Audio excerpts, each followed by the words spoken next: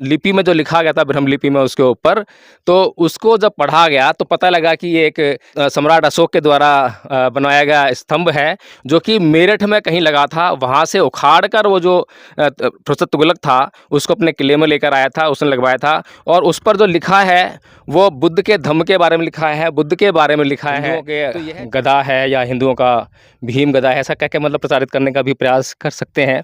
जैसे कि हर गोल चीज़ को जो है हिंदू लोग शिवलिंग कहकर जो है उसको घोषित कर देते हैं। अगर बादल में कोई आकृति बन जाए आकाश में तो शिवलिंग, कहीं पहाड़ों में बर्फ़ जम जाए तो शिवलिंग, हर जगह जो है कहीं ना कहीं जो है। लेकिन कभी भी ये बताने का प्रयास नहीं करते हैं कि उस आकृति से जो है मनुष्य का किस प्रकार से कल्याण हो सकता है। तो कहने के बिल्कुल सटाकर जो है ये खेत खलियान आप देख सकते हैं, जहाँ पर कि हल चलते हैं, ट्रैक्टर चलते हैं या कटाई होती है, सारा कार्य होता है। और इस स्थान की अगर खुदाई की जाएगी और पुरातत्व विभाग के द्वारा इसका सर्वेक्षण किया जाएगा तो इसमें से भगवान बुद्ध का जो इतिहास है, उनसे जुड़ी हुई चीज़ें जो हैं वो निसंदेह निकल कर आएंगी, जैसे कि अन्य जगहों पर भी निकलती आई हैं। तो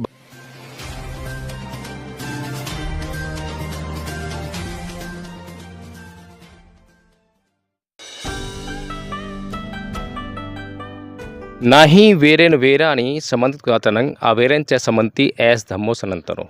जी हाँ साथियों, वैर से कभी वैर शांत नहीं होता, अवैर से ही वैर शांत होता है। और यही सनातन नियम है। ये बात भगवान बुद्ध ने आज से 2300 साल पहले कही। और सनातन जो है हमें इस गाथा में देखने को मिलता है, सुनने को मिलता है। और सनातन शब्द का जो मतलब यहाँ से निकलता है वो ये है कि सदा बना रहने वाला ये नियम है, यानी कि जो सदा है वो सदा बना रहता है, जिसमें परिवर्तन नहीं होता है।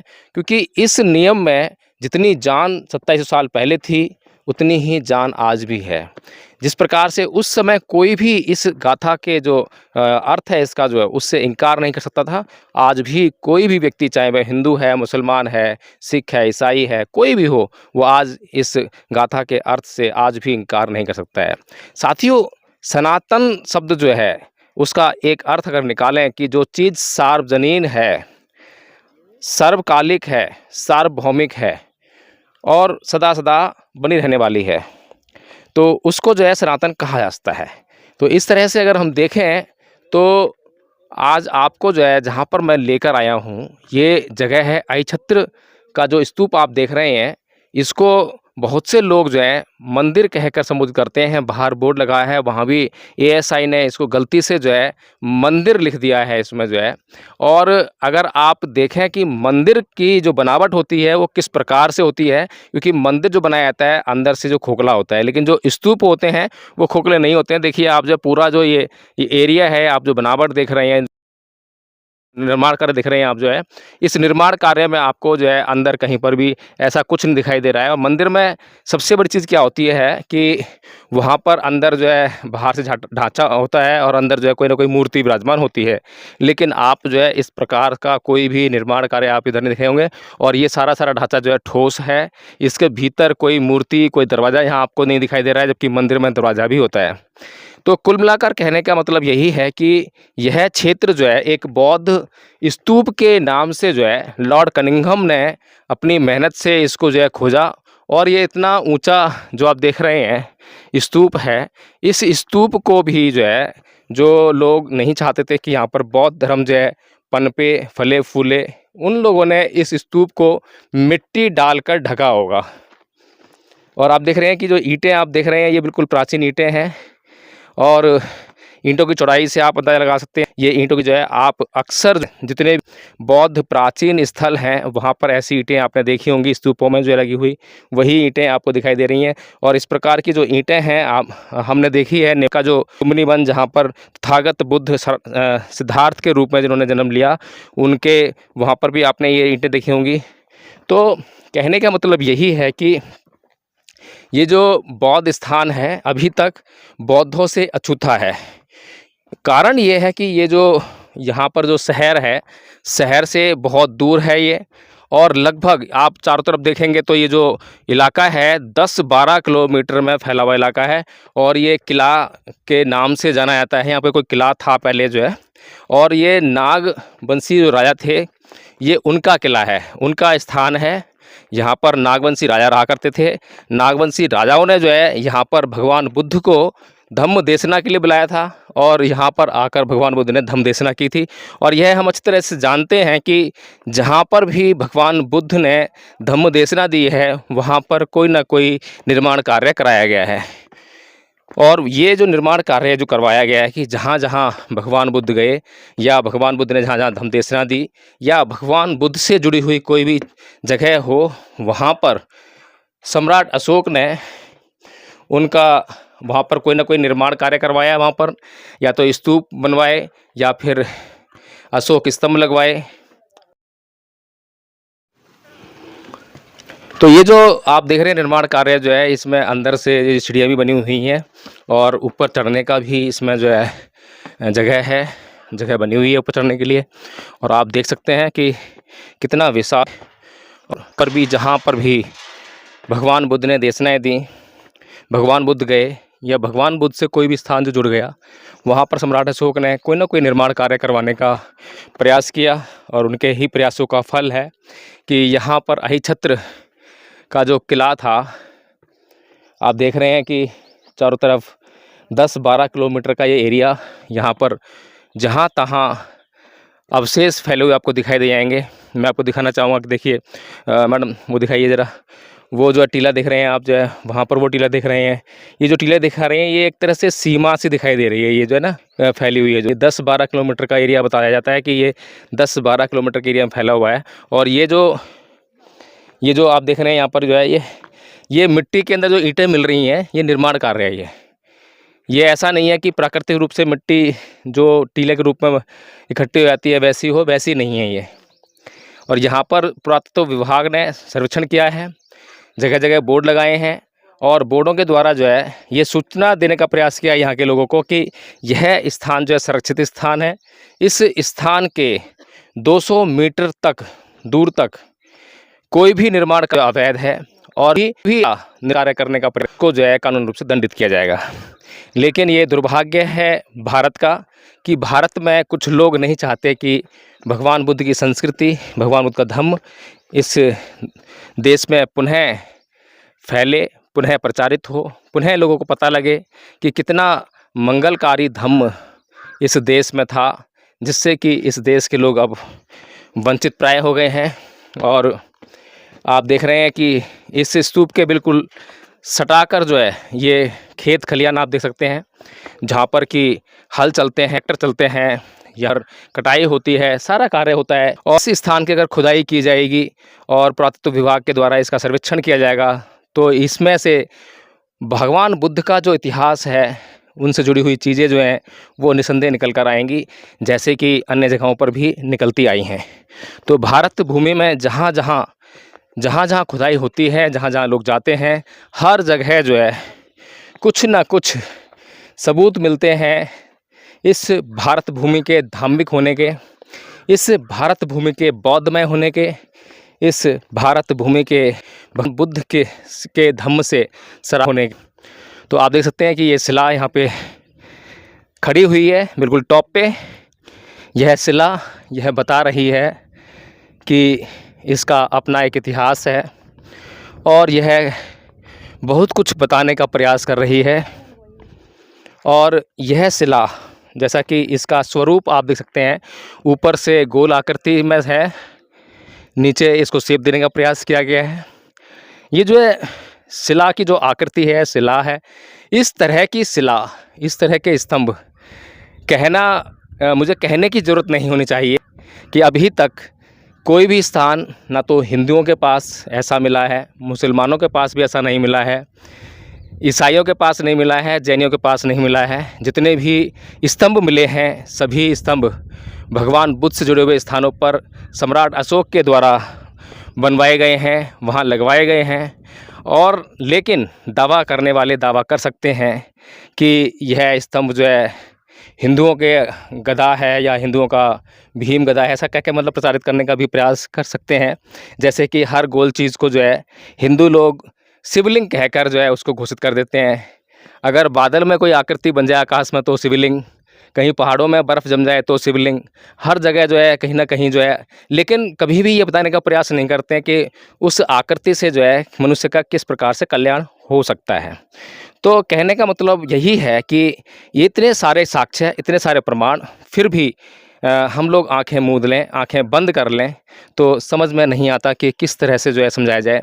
तो ये जो स्थान है, ये जो आप पत्थर देख रहे हैं, हालाँकि ऊपर से टूट गया है और इसका टूटा हुआ हिस्सा बता रहे हैं यहाँ के निवासी, स्थानीय निवासी, कि पीछे पड़ा हुआ है।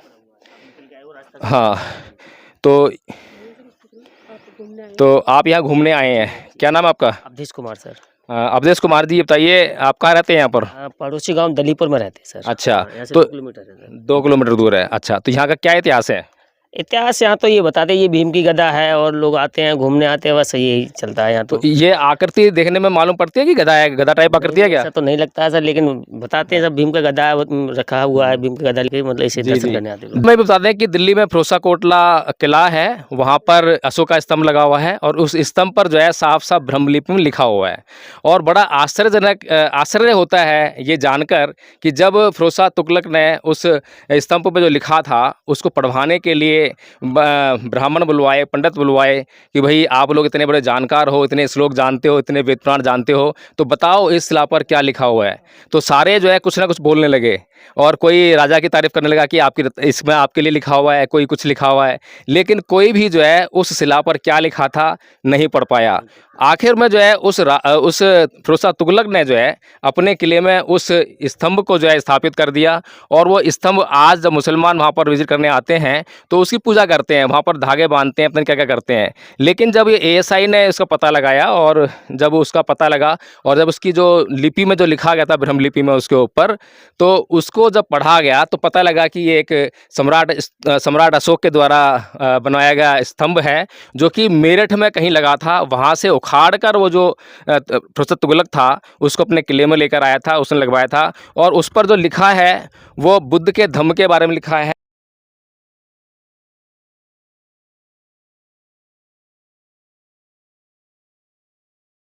बुद्ध के बारे में लिखा है। तो यह जानने के बाद जो है हम समझ सकते हैं इस देश के लोगों को किस प्रकार पागल बनाया जाता है, धर्म के नाम पर अंधविश्वास फैलाकर, पाखंड फैलाकर, उनको अंधविश्वासी बनाए रखकर। लेकिन इस देश का जो सच्चा इतिहास है, बुद्ध का इतिहास और बुद्ध जिनके कारण ये भारत भूमि पूरे दुनिया में गौरवान्वित होती है। पूरे दुनिया में कहीं भी जाइए, वहाँ पर अगर आप कहते हैं कि मैं भारत भूमि से आया हूँ, तो वो तुरंत बोलते हैं कि आप बुद्ध की भूमि से आए हैं। अगर आप कहते हैं कि मैं बुद्ध की भूमि से आया हूँ, तो वो बोलते हैं कि आप भारत से आए हैं। यानी कि भारत और बुद्ध दोनों एक दूसरे के पर्यायवाची हैं। इतना बड़ा सत्य जो है इस देश के लोगों से लगातार छुपाने का प्रयास किया जा रहा है, उसको दबाने का प्रयास किया जा रहा है, लेकिन समझ में नहीं आता है कि आखिर इस सत्य को छुपाकर लोग क्या हासिल करना चाहते हैं और कैसे जो है भारत को गौरवान्वित करना चाहते हैं। तो कुल मिलाकर कहने का मतलब यही है साथियों कि यह स्थान अभी तक अछूता रहा है बौद्धों से और बौद्धों को इसके बारे में पता नहीं है, इसीलिए इस पर जो है कुछ अच्छी देखरेख नहीं हो पा रही है। तो साथियों ये अहिछत्र का जो क्षेत्र है, आप दूर दूर तक देख सकते हैं। यहाँ पर कोई काली नदी भी बहती है जिसका पानी कभी सूखता नहीं, ऐसा बताते हैं। पानी नहीं सूखता है इसका मतलब ये यहाँ पर कहते हैं कि लोग की तालाब है यहाँ पर जिसका पानी नहीं सूखता है, लेकिन असलियत में ये पता लगा है कि ये तालाब नहीं है, नदी है। और नदी ही होती है जिसका पानी नहीं सूखता, नहीं तो तालाब तो होते हैं, तालाब में पानी इकट्ठा होता है, फिर वो गर्मी पड़ती है तो सूख भी आता है, लेकिन जो नदी होती है उसका पानी नहीं सूखता है। तो बहुत सारी ऐसी सच्चाइयाँ हैं, ऐसे साइंटिफिक फैक्ट्स हैं जिनको लोगों को पता नहीं है और कुछ का कुछ कहने लगते हैं। जिस प्रकार से कि इस शिला को जो है भीम की गदा कहना, अब गदा समझ में नहीं आ रहा कि गदा किस एंगल से कह रहे हैं, किस तरीके से उसको कहा जा सकता है। तो साथियों आप देख रहे हैं यहाँ पर हम ऊपर चढ़कर आए हैं और ऊपर चढ़कर आने पर हमें जो है ये एक शिला यहाँ पर स्थापित मिली है और ये शिला जो है जिसकी आकृति हम देखेंगे तो जो संकिसा है, संकिसा में जो आपने वहाँ पर जो मूर्ति देखी है शेर की आकृति की मूर्ति, उसी तरह की कुछ आकृति की ये जो है मूर्ति दिखाई दे रही है। और लेकिन हालांकि ये शेर की मूर्ति नहीं है, शेर की आकृति नहीं है, लेकिन आप देख सकते हैं कि ऊपर से जो है ये गोल आकृति है, गोल शेप दी गई है, इसको नीचे से चकोर सा शेप दी गई है। कुल मिलाकर ये जो है एक जो स्तूप होते हैं, जैसे कि हमने देखा है चौखंडी स्तूप है वहाँ पर सारनाथ में जो है, वहाँ पर जिस तरह की आकृति है उसी प्रकार की कुछ आकृति इसको देने का प्रयास किया गया है। और लॉर्ड कनिंघम ने जो है ह्वेनसांग का जो यात्रा वृत्तांत है उसके आधार पर इस क्षेत्र की खोज की और उसके बाद यह पता लगा कि ये जो है स्थान जो है सम्राट अशोक के द्वारा बनवाया गया और यह एक बौद्ध धर्म से जुड़ा हुआ स्थान है। अहिछत्र का जो स्थान है और बहुत ऊंचा एक स्तूप है। इस स्तूप को भी विरोधी लोगों ने मिट्टी में कैसे दबा दिया ये जानकर बड़ा आश्चर्य होता है। इसको जान पड़ा बड़ा मुश्किल है कि किस तरह दबाया होगा। यहाँ पर हमने जब आए थे तो वहाँ पर कुछ वो बग्गियाँ रखी हुई थी जिसमें कि ट्रेन की पटरी वहाँ पे रखी हुई है। छोटी छोटी पटरियाँ हैं और छोटी छोटी बग्गियाँ हैं जिनसे पता लगता है कि लॉर्ड कनिंघम ने कितनी मेहनत करके यहाँ पर जो मिट्टी वहाँ से निकाली होगी उस मिट्टी को जो है वहाँ से निकाल कर जो है, क्योंकि यहाँ पर जब ये मिट्टी हटाई गई होगी इसकी जो है तो उस मिट्टी को निकाल कर वहाँ दूसरी जगह पे शिफ्ट किया गया होगा। तब जाकर जो है ये क्षेत्र यहाँ पर जो है हम जो देख रहे हैं इस प्रकार अस्तित्व में आया होगा। तो साथियों ये क्षेत्र बहुत महत्वपूर्ण है, बौद्धों का क्षेत्र है और बौद्धों को जो है इस क्षेत्र के बारे में जानना चाहिए, यहाँ पर विजिट करना चाहिए। जितना वे विजिट करेंगे इसका संरक्षण करवाएंगे सरकार से, क्योंकि सरकार की बेरुखी हमेशा बौद्ध स्थलों के प्रति रही है, ये हमने जाना है। और यहाँ के लोग भी इस स्थान से अनभिज्ञ हैं, लेकिन यहाँ पर जो है जहाँ पर भी बौद्ध स्थल हैं, जहाँ तहाँ बौद्ध स्थल हैं, वहाँ पर जो है आपको मंदिरों की स्थापना देखने को मिल जाएगी। यहाँ पर भी इसी प्रकार से मंदिर बनवा दिए गए हैं और मंदिरों का निर्माण हो गया है। तो आप सोच सकते हैं कि आगे चलकर जो है उसको क्या रंग दिया जा सकता है, किस प्रकार से। ये जो आप देख रहे हैं ये ऊपर जो शिलाखंड है, जो उसका जो ऊपर जो शिला लगा हुआ है, कहने की जो पत्थर का टुकड़ा आपने देखा था जिसको हमने कहा कि अशोक स्तंभ है, उसी का टुकड़ा यहाँ पर जो है ये गिरा हुआ है, टूट कर गिरा है ये। और ये कैसे गिरा है ये नहीं मालूम है, शायद तोड़ा ही होगा किसी ने। और बहुत ही महत्वपूर्ण स्थान है, बहुत अच्छा लगा इस स्थान को देखकर। आज तक हम बरेली में आए थे तो बरेली को जो है सिर्फ झुमका के कारण जानते थे कि वहाँ पर जो है साधना ने जिस गाने को शूट किया था, वहाँ पे जो साधना के ऊपर जो शूट हुआ था गाना कि झुमका गिरा रे बरेली के बाज़ार में, तो उसके कारण बरेली जानते थे। लेकिन बरेली इतना इस काम के लिए, इस बात के लिए भी प्रसिद्ध हो सकता है, बल्कि मुख्य रूप से जो है बरेली इस क्षेत्र के लिए जाना चाहिए, अहिछत्र के लिए जाना चाहिए। तो यह जानकर जो है बहुत प्रसन्नता हुई कि यह जो स्थान है बौद्ध धर्म से जुड़ा हुआ स्थान है और बौद्ध लोगों के लिए इस स्थान का बहुत ही महत्व है। मैं कहूँगा कि बौद्धों के लिए ही महत्व नहीं है बल्कि पूरे देश के लिए महत्व है। आज पूरे देश का, अगर पूरी दुनिया में कहीं पर भी अगर नाम रोशन हो रहा है तो बौद्ध धर्म की वजह से हो रहा है। और बौद्ध धर्म के जो सिद्धांत हैं, बौद्ध धर्म की, भगवान बुद्ध की जो देशनाएँ हैं, एक एक देशना जो है मनुष्य कल्याण के लिए है। कुछ भी उसमें ऐसा नहीं है जिससे कि मनुष्य का कल्याण ना हो बल्कि बुरा हो, लेकिन फिर भी पता नहीं क्यों मनुष्य अपना ही कल्याण नहीं चाहता और भगवान बुद्ध से दूरी बनाने का प्रयास करता है। आर्कियोलॉजिकल सर्वे ऑफ इंडिया जो है कोई भी बात हवा में नहीं कहती है। जब ह्वेनसांग जब यहाँ भारत आया था, चीनी यात्री था, धार्मिक यात्री था, तो जब उसने जो है यहाँ का जो भ्रमण किया, उसने किताब में सब कुछ लिखा हुआ है कि यहाँ पर कितने संघाराम थे और क्या क्या इसका इतिहास है, कितना बौद्ध समुदाय था यहाँ पर, कितना जैन समुदाय था, उस सारे। और उसने ये भी बताया कि कितनी दूरी पर जो है ये स्थान है। जब उसके यात्रा वृत्तांत में जब ये सब चीज़ें मिली कि दूरी के हिसाब से जब इसको नापा गया और यहाँ पर जब लॉर्ड कनिंघम उनके द्वारा जो है इस स्थान को खोजा गया, उनके द्वारा बताए गए तरीके से जो है, तब इस स्थान को जो है खोजा गया, निकाला गया और ढूंढा गया। और आप देख सकते हैं कि हम लोग कितनी ऊंचाई पे खड़े हैं। ये लगभग एक पहाड़ की ऊंचाई है ये, और ये पहाड़ की ऊंचाई वाले टीले को किस तरह से जो है अपने आप तो दबना इसका असंभव है किसी भी मिट्टी में। इतनी मिट्टी जो है लाई गई, इसको दबाया गया, दफन किया गया इसको।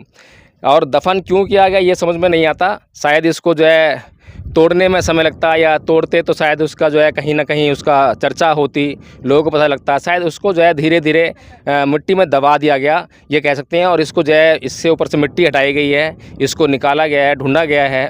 तो साथियों कहने का मतलब यही है कि देश में जो है जो असली धर्म है, देश का धर्म, जिससे मानव का कल्याण होता है, जिसमें अंधविश्वास नहीं है, जिसमें पाखंड नहीं है, जिसमें कोई भी बात हवा में नहीं है और एक एक बात जो है मनुष्य के कल्याण के लिए है, उस तरफ जो है भारत के लोगों को बढ़ना चाहिए, ना कि सांप्रदायिकता में फंसकर इन उलझुल बातों में कि ये गदा है, ये लिंग है, ये शिवलिंग है, इन सब बातों में जो है कुछ नहीं रखा है।